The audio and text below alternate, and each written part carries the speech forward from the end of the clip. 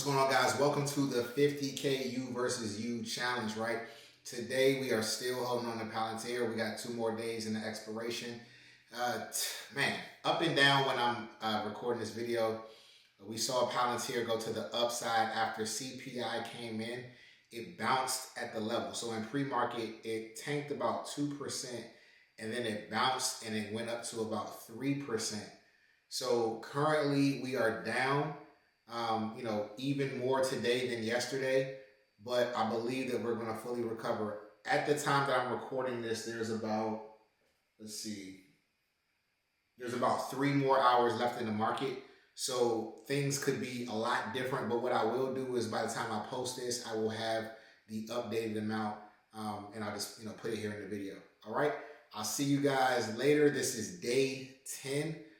I'm so excited. We're starting to, really get into it. You're starting to see how it goes. Like this first month is very critical, right? The first month is going to kind of set the tone because, we gotta get the bag up, but it's also the most pressure, right? Which is why you see like there's some losses coming in because we got to take some risks. We gotta swing for the fence a little bit to get that momentum up. But once we double the account, once we get to 2,000, we'll have a little bit more to play with.